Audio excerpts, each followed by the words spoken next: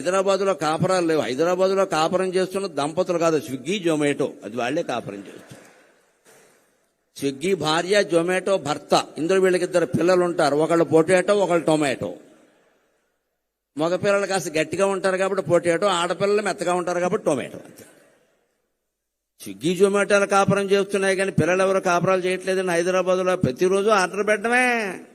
Order పెట్టడానికి పెళ్లి ఎందుకండి? పని లేక కంప్యూటర్ ఉంటే చాలు ఇక్కడ. అలా తయారైన మన సమాజానికి ఇవాళ రామారావు గారు నటించిన ఉమ్మడి కుటుంబం, తెల్లా పెళ్ళామ, కోడలు దిద్దిన కాపురం, రైతు బిడ్డ లాంటి సినిమాలు మళ్ళీ రావాలండి. మళ్ళీ రీ రిలీజ్ కావాలండి. రైతు బిడ్డ సినిమా ఇప్పుడు మళ్లీ విడుదలైతే ఆయన నాగలి పట్టుకుని భుజం మీద ఉన్న దృశ్యం చూస్తే మళ్లీ గుంటూరు జిల్లా నుంచి అమెరికా వెళ్లిన వాళ్ళందరూ వచ్చి వ్యవసాయం చేస్తారండి. నాకు ఆ నమ్మకం ఉంది ఖచ్చితంగా. మగాడంటే